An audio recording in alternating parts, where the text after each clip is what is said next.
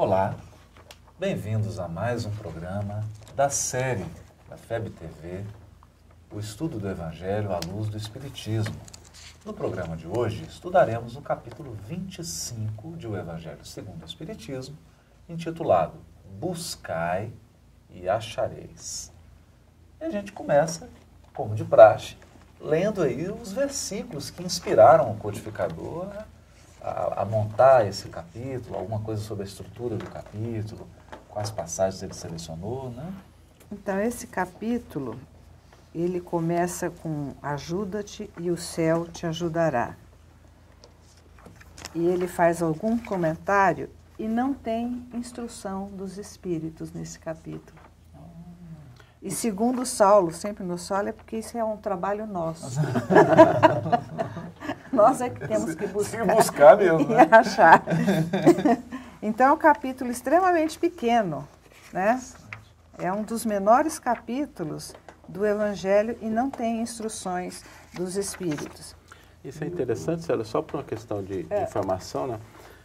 Quando Kardec publicou a primeira edição do Evangelho, ele separou as máximas, termina com as preces, e aí ele faz um capítulo final, depois das preces, análise de algumas máximas gerais, máximas diversas. E aí ele traz essas máximas, como da estranha moral, e faz comentário. O próprio codificador vai lá e comenta.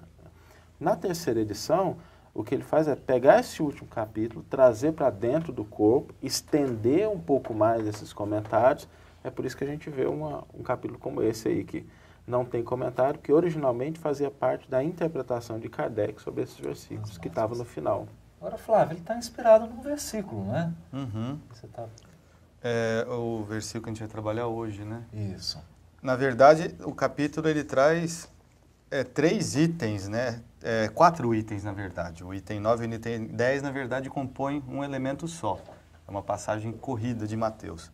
Mas a selecionada para o estudo de hoje é exatamente os itens 9 e o item 10. Mateus 10, capítulo 10, versículos de 9 a 15.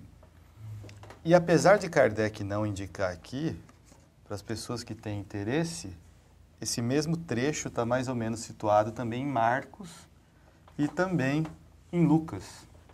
Então tem Marcos, capítulo 6, versículos de 7 a 13, Lucas, capítulo 9, versículos de 1 a 6. Que ele vai trazer essa questão das recomendações. Podia ler esse de Mateus para a gente? De Mateus? Inclusive essa frase central aí que ele pega, né? Pedir, dar-se-vos-á, né? Que ele pega só o centro da máxima. Não vos inquieteis pela posse do ouro, ou da prata, ou de outra moeda em vossa bolsa. Não prepareis nem um saco para o caminho, nem 2 roupas, nem sapatos, nem bastão, porque aquele que trabalha merece ser alimentado.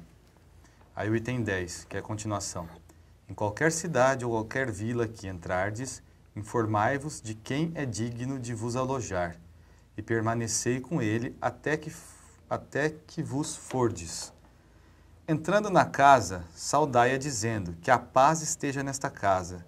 Se a casa dela for digna, vossa paz virá sobre ela. E se ela não for digna, vossa paz retornará a vós. Quando alguém não quiser vos receber, nem escutar vossas palavras, sacudir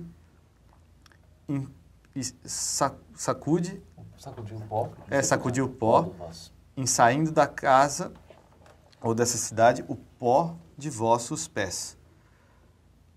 Eu vos digo em verdade, no dia do julgamento, Sodoma e Gomorra serão tratadas menos rigorosamente do que essa cidade. Então, Mas o versículo principal que dá título ao capítulo é outro. É outro. Em Mateus, né? É outro. Que é o Mateus capítulo 7, versículos 7 a 11. Ele diz, pedi, e se vos dará. Buscai e achareis. Batei a porta, e se vos abrirá.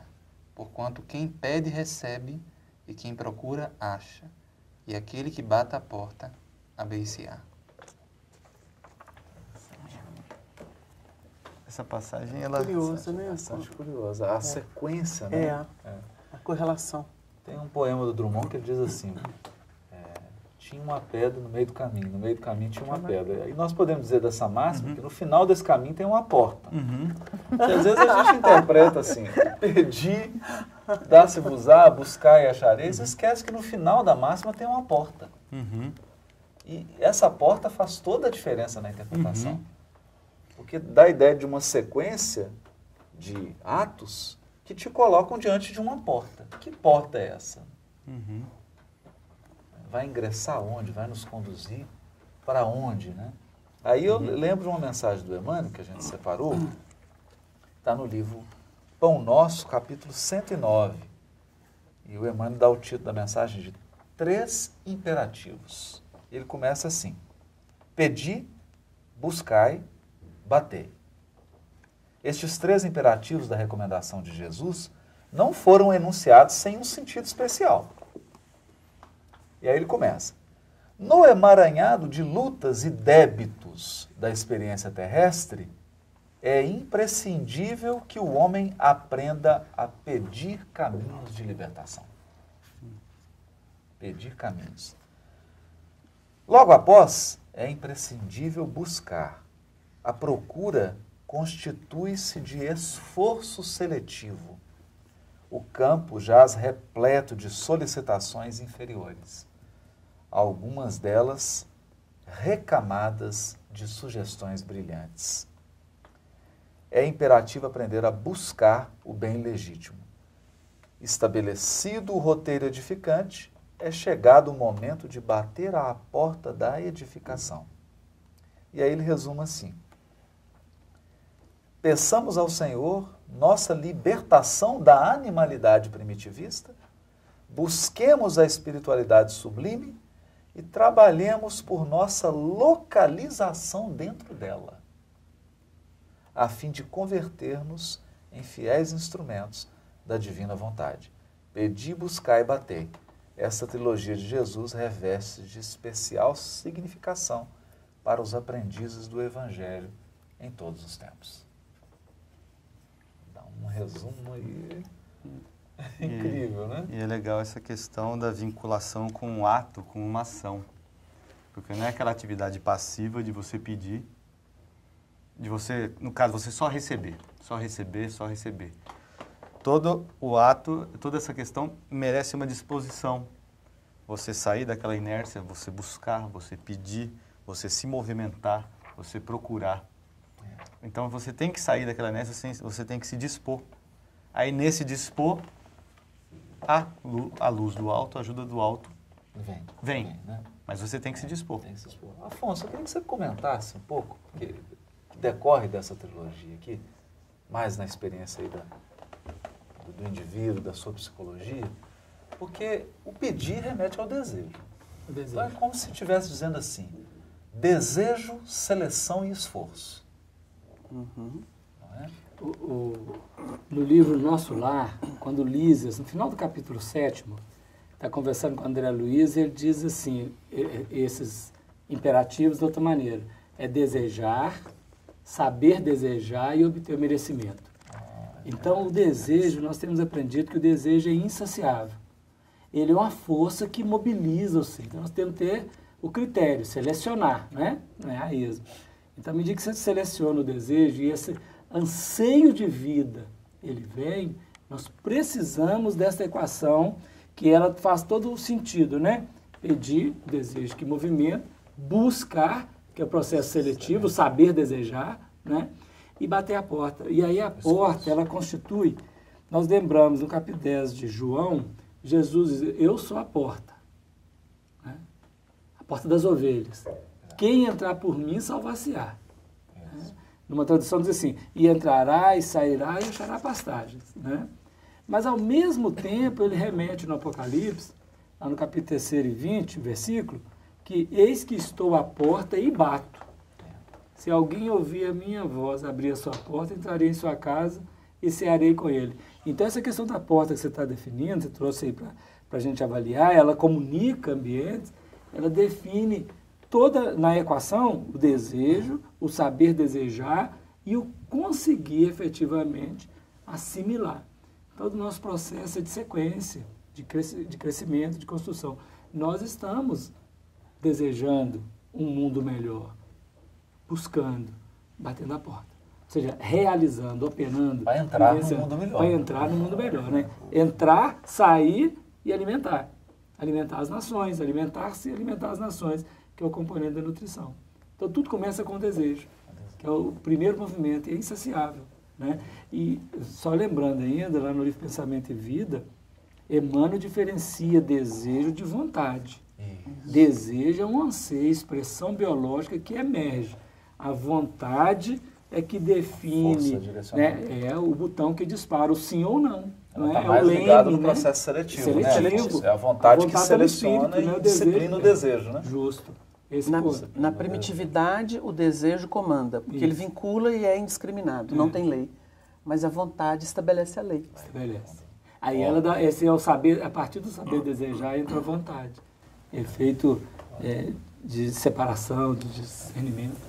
O tema é apaixonante, mas a gente precisa pedir um intervalo. Nós encerramos então esse primeiro bloco, pedindo uma pequena pausa e em seguida voltaremos para conversar sobre esse capítulo.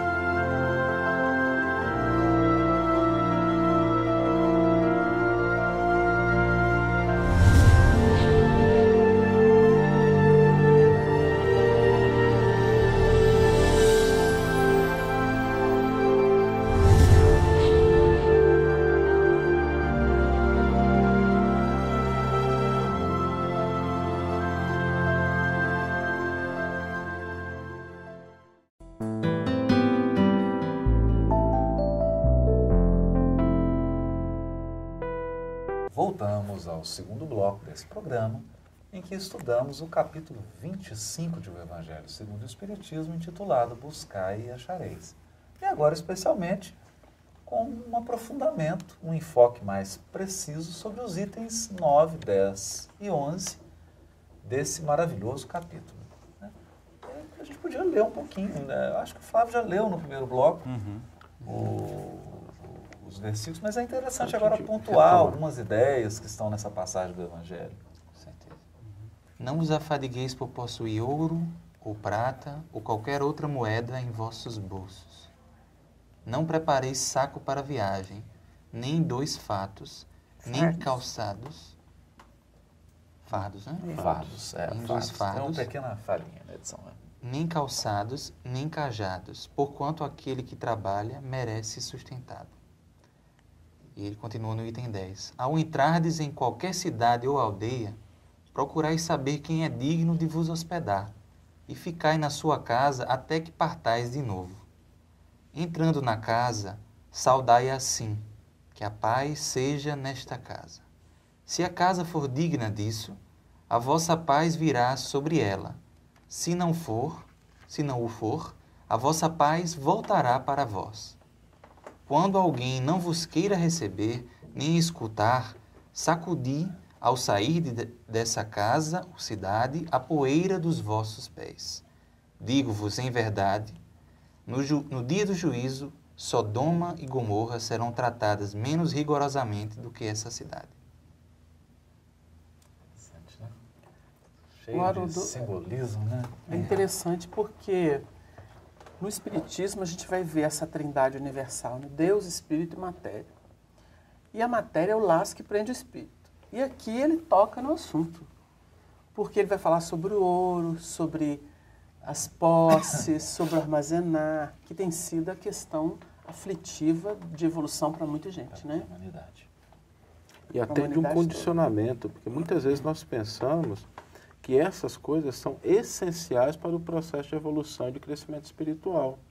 E quando Jesus faz a recomendação aos próprios apóstolos, ele está mostrando que o processo de evolução, o processo de difusão não dependem dessas coisas. Tá? Podem se realizar apesar delas. E que muitas vezes o apego a essas coisas constitui um empecilho à divulgação da essência da mensagem. E tem um aspecto aí, Sal, que é assim muito sutil, porque é como começa e como termina. Que ele fala assim, não faça isso, não faça isso, não faça isso, não faça isso, porque o que trabalha é digno de ser sustentado. Isso. Porque tem um aspecto aí que é incrível, né? Nós ficamos tão preocupados em sermos os provedores que esquecemos da providência divina, que é a grande provedora.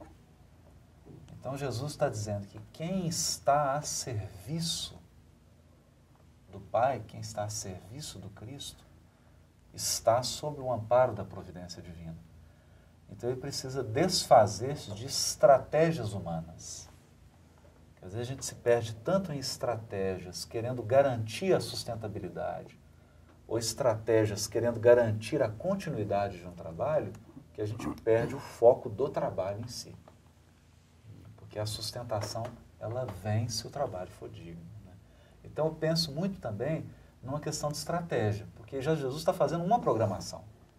Ele está enviando os apóstolos e dando instruções, né? E dizendo para eles, muda de estratégia. Muda de estratégia, porque numa estratégia do mundo, quando você está agindo sob os auspícios do egoísmo, só para si, aí você tem que ter estratégia mesmo, porque aí você tem que se preocupar. Né? Mas quando você está agindo em prol do bem comum, sob as luzes da ação do Cristo, não há que nutrir esse tipo de preocupação exacerbada. É aquela máxima, buscar antes o reino de Deus e todas essas coisas vos serão acrescentadas. Que é o que Kardec traz no item 6. Isso. Ele faz a amarração exatamente dessa parte. Ou daquele versículo, né, que diz, o Senhor é meu pastor e nada me faltará. Não está dizendo que ele vai dar tudo. Não é o Senhor é meu pastor e tudo ele vai me dar. Mas nada daquilo que eu precise me faltará. Tem um episódio interessante do Arnaldo, você foi lembrado aqui outro dia no programa. Ele estava com a segunda esposa internada no hospital, uma cirurgia grave do coração. O plano não cobrava. E aí a gente estava na união com o Honório, né? O Honório era presidente, e vendo, falou, senhor Honório, eu estou assim entregando para Deus porque nós estamos sem recurso. Não sei como é que eu vou acertar com o hospital quando a Neuza sair de lá.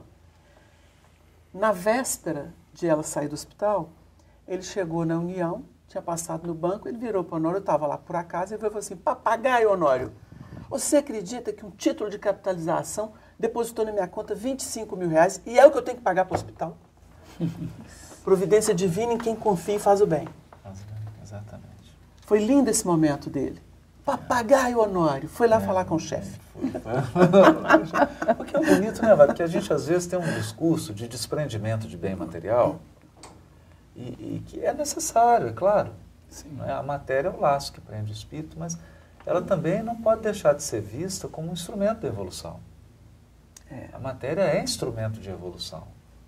É através dela que nós aprimoramos, aprendemos ordem, aprendemos sequência, aprendemos a respeitar processos.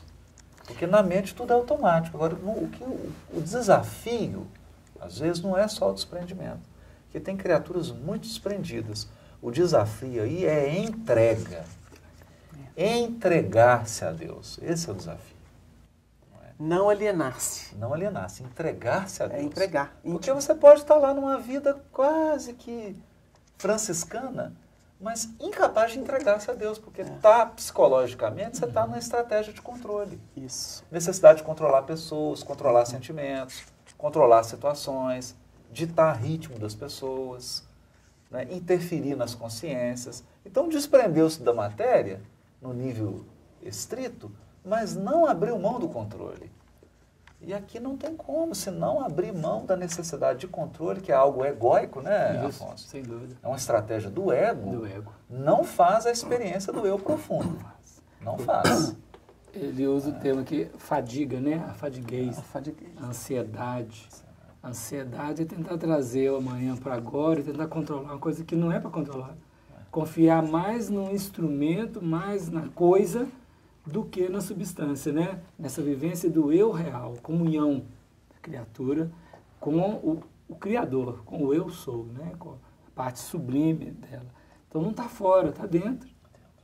Você vê que ele encadeia tão sabiamente, Jesus define tão sabiamente as coisas. Você falou em dominar, controlar, né? E essa expectativa ansiosa. Mas olha aqui que interessante, ao entrar em qualquer cidade ou aldeia, isso aí, né? Está buscando fora. Procurar e saber quem é digno de vos hospedar e ficar em sua casa até que partais de novo. Quer dizer, entra e sai. A gente quer ficar para sempre, né? Posse. Então ele fala, entra e sai. A vinculação existe para proporcionar uma experiência, aprendeu, vem outra vinculação, né? Entra e sai. E a casa, se for da paz, vai receber. Se não for, ele fala assim, bate o pó das sandálias e vai embora. Aí o Honório trabalhava isso como ressentimento. Ele fala assim, gente, não tem que ficar remoendo, não tem que ficar magoado. O elemento tem direito de não gostar, de não querer. O Chico falou isso, o Emmanuel ensinou para ele. As pessoas não são obrigadas a gostar de você. E essa preocupação em a gente não violentar consciências está colocada pelo Kardec no último parágrafo desse capítulo, que ele diz: o mesmo diz hoje o Espiritismo, ou seja, ele dá a direção de como a gente deveria se comportar a seus adeptos. Não violenteis consciência alguma, não obrigueis ninguém a deixar a sua crença para adotar a vossa, não lanceis anátemas sobre os que não pensam como vós. Acolhei os que venham a vós e deixai em paz os que vos repelem. Lembrai-vos das palavras do Cristo. Outrora o céu era tomado com violência, hoje é conquistado pela brandura. Que texto bonito, né? Que lucidez. Kardec trabalhando exatamente esse ponto, né? Nós não podemos violentar as consciências pela nossa pretensão de controle, né? Porque, né, Saulo, o recebimento de uma mensagem ou de um conteúdo tem a ver com a dignidade da irradiação do espírito. Se ele ainda não é digno da experiência, ser digno no sentido de estar preparado. Porque senão, o que acontece? Nós começamos a criar circunstâncias para as quais aquela consciência não está preparada para viver. Porque no momento que ela estiver preparada, ela aciona mecanismos da lei que vão trazer as circunstâncias para ela viver a experiência. Então nós temos que ter muito esse cuidado, por isso que ele pergunta, antes de você entrar, vê se aquela casa é digna de você receber. Não é no sentido de que você é melhor, aquela casa é pior. É se, para quem você está levando aquela proposta, se ele está consciencialmente preparado para vivê-la. Se ele está no piso consciencial daquela experiência. Porque senão é realmente uma violência. Você está levando uma criatura que não tem uma estrutura psicológica a viver uma situação que ela não está preparada. É por isso que em trabalho espiritual não tem quem indica. Não tem como fazer recomendações ou ficar levando a pessoa. A pessoa tem que conquistar o seu espaço no trabalho espiritual. Porque ela conquista o espaço através de um processo consciencial. Não é alguém que, por um processo político, por um poder temporário, coloca alguém numa posição. Né? A consciência da criatura irradia, atrai circunstâncias e ela é legitimada no posto de trabalho em que ela se colocou pela irradiação da sua consciência. Mas nós temos já que chamar um intervalo para o final desse segundo bloco. Pedimos que você espere um pouquinho e em breve vamos para o terceiro e último bloco dessa conversa muito gostosa, muito fraterna. Até breve.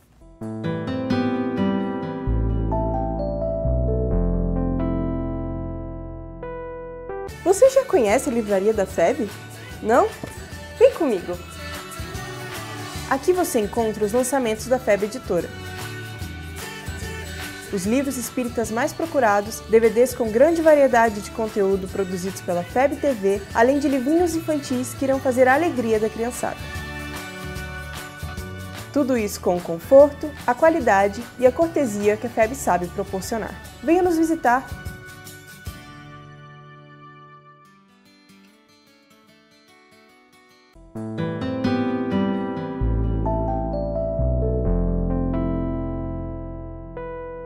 Voltamos ao terceiro e último bloco desse programa, em que estudamos o capítulo 25 de O Evangelho segundo o Espiritismo, intitulado Buscai e Achareis. E agora, especialmente, a gente precisa comentar essa questão do pó. Confunde Sacudir muita o gente, pó. essa questão de sacudir o pó. Parece uma Está atitude parecendo que Jesus está dando uma atitude de desdenho, menosprezo, né? de desdenho, né, Saulo? Mas tem um material aí de Emmanuel sobre isso, né? E nessa linha, né, até como sugestão para o telespectador, quando a gente pega esses versículos que às vezes são difíceis de compreender, buscar a visão do Emmanuel, e por isso que a gente organizou a coletânea Evangelho por Emmanuel, porque aqui a gente reuniu todas as mensagens que tratam desse versículo Mateus 10, 14. E nós temos Emmanuel comentando esse versículo em 3 mensagens.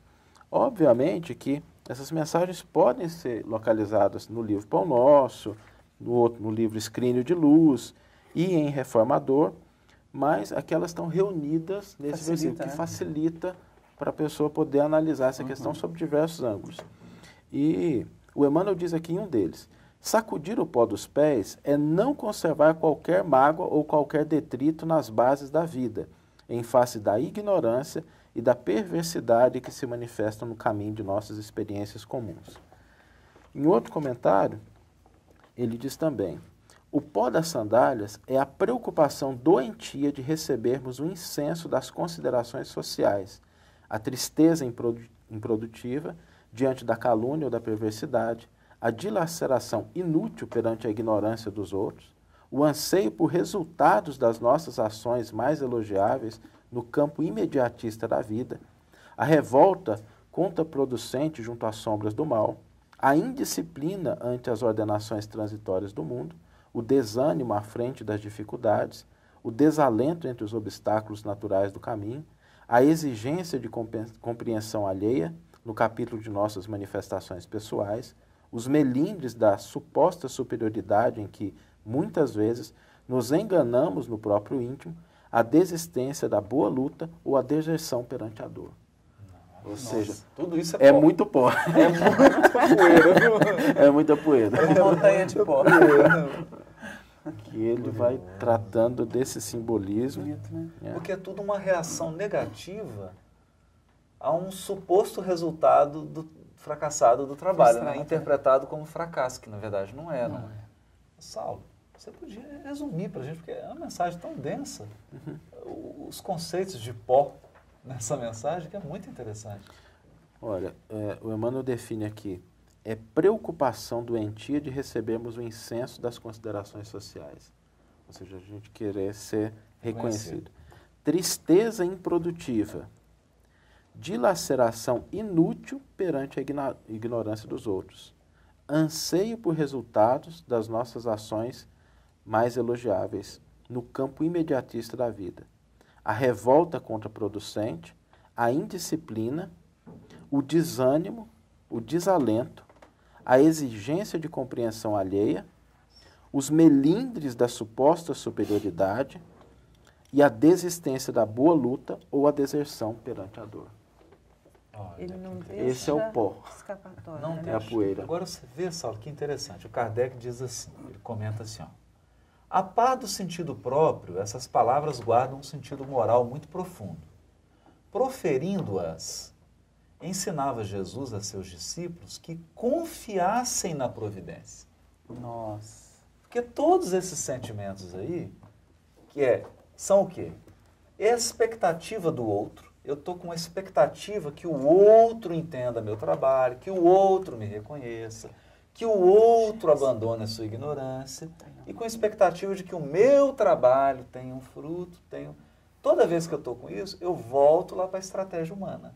Eu estou querendo assumir o controle, quando na verdade eu tenho que confiar na providência, porque às vezes você está sendo chamado só para lançar a semente. A colheita vai ser daqui 2000 anos. E às vezes a gente, pela pressa de que a semente floresça, a gente mata ela na sementeira. Né? Com expectativas improdutivas. Né? Você Ou quer... com excesso de intempestivas. informações. Ou com excesso de informações. Né? Você acaba... O agricultor sabe disso, né? Quando você planta, você tem que adubar, você tem que regar. Mas se você aduba demais ou rega demais, você mata a semente. Então, como colocar essas expectativas? Né? Quem dá o crescimento no momento certo é a providência divina. Né? E tem uma frase bonita que diz assim: esperar também é buscar. Bonito. Não é? Porque se você está esperando, é que o seu sentimento, a sua inteligência estão polarizados na direção daquilo que você está esperando. O que não deixa de ser uma busca. Né? Enquanto a gente aguarda, que é o que Abigail fala para Paulo, né? Espera. Ama, trabalha, espera, Tem lá um perdoa. espera. Espera. Você quer o resultado, mas ele não vem imediatista. E aí vai gerando um pó aí que acaba comprometendo, né, Afonso? Você estava falando sobre que o pó tem a ver com dos pés. Com piso, né? Com piso. Emmanuel, Da base. No capítulo 5 do Caminho, Verdade e Vida, Emmanuel intitula Bases, né? Ele vai trabalhar sobre os pés, definindo os pés como a base, o nosso piso de sustentação. Então, se esses elementos estão aglutinados à nossa base, o nosso trabalho não sustenta, a casa não está edificada sobre a rocha, né? Ela vai ser derrubada. Então, é preciso trabalhar uma limpeza, porque, por ressonância, nós comunicamos ao outro, ou somos comunicados do outro em nós, conforme as linhas de interação, né? Da sugestão, da indução. Então, limpar as bases, limpar o pé, tirar toda essa poeira, é dar a condição de fazer uma sintonia ampliada. Então, quando Emmanuel fala no livro Pensamento e Vida, ele define que o pensamento é força eletromagnética. Ele irradia e ele atrai. Então, na mesma posição, ele sintoniza. Não é mesmo? Então, nós precisamos estar atentos a esse processo para fazer uma limpeza do nosso processo, tendo visão mais ampla, né? Olhar além para servir diante da vida, com parceria superior. Confiando na providência. Confiando na providência. Lembrando que no livro A Gênese, no capítulo 2, Allan Kardec vai tratar sobre Deus e um dos itens é a providência divina. Nossa, que é lindo. Né? Lindo. Capítulo maravilhoso. Porque é interessante isso, a gente estava até conversando sobre isso no congresso em Goiânia, né, da Federação Espírita do Estado de Goiás. E tem se disseminado no meio espírita uma visão de um Deus distante, de um Deus que criou e foi embora. E aí ficou uma criação automática, como se fosse uma máquina. E isso não é condizente com a doutrina espírita. Não. Basta ler esse capítulo de Gênesis, da Gênese de Kardec, que trata da providência, que o Kardec vai ensinar nas mínimas circunstâncias, nos menores atos, manifesta-se a providência divina com a sua justiça e com o seu amor, que é um Deus absolutamente presente. Quer dizer, não é um Deus alheio. É a imanência divina. É a imanência divina. Deus está 100% presente na sua criação. E Ele está 100% atento. Não exclui a transcendência. Não tem essa desatenção, né? E está presente. Está presente. Isso é lição de Velho Testamento. Exatamente. Né? Está lá na primeira revelação. Um Deus que atua na vida das pessoas, que às vezes a gente lê aquelas narrativas e se assusta com elas, mas a grande mensagem delas é: Deus está do lado, está atuando, está se envolvido. No meio. Porque e pode alterar, né? Claro. Como diz Emmanuel, a qualquer momento ele pode tudo alterar. Pode tudo alterar. Refundir, refazer, renovar. Porque é revelação de Deus, né? O Espiritismo chega no momento apropriado. Então, Deus, eu acho assim, é o grande resgate que nós estamos fazendo e precisamos avançar nisso muito, é essa nossa parceria com Deus diante das experiências da vida, quaisquer que sejam elas. O que esse capítulo define com muita propriedade é que, sendo gerentes da nossa evolução, nós vamos conhecer a lei divina, entrosarmos com ela e nós seremos capazes, então, de ter uma fluidez, sermos jubilosos, felizes no nosso empreitado. Exatamente. Não é? Acho que essa mensagem vem muito também para esse trabalho de resgate do Evangelho, né? De confiança, de resignação, né? Dentro do Espiritismo, com um trabalho como esse do NEP. Então vem muito para que a gente construa, né? esse trabalhar diário, né? de reformulação, de resgate, de procura de entender o Evangelho, né? Resgatar o verdadeiro sentido. Que se multiplique as oficinas do Evangelho. Não é isso? Sem querer impor, né? Como o próprio capítulo. Mas é espontâneo. O evangelho é amor, É. não é imposição. Isso aí até remete à reflexão, né? No tempo oportuno, com as consciências preparadas, o trabalho flui muito mais tranquilamente. Que a gente não tem a preocupação de tentar convencer, de tentar esclarecer, né? Vamos trazer o evangelho para dentro dos nossos corações, nesse ambiente gostoso, de conversa, de reflexão, e tenhamos confiança que a partir daqui, né, Deus vai saber encaminhar os próximos passos. E o conhecimento, assim, o entendimento das máximas de Jesus, ele nos dá uma paz de espírito tão grande. Exato. Quando você entende a letra, te extrai da letra o significado daquele ensinamento, dá um reconforto tão grande, porque você transcende aquilo. Então isso é muito bom quando você estuda o Evangelho. Você sabe fazer, nossa, é isso então que Jesus quis dizer. Quis dizer. E aqui para dar um, assim, já que a gente está caminhando já para o encerramento do bloco, né, a gente lembra o que significa a cruz, né?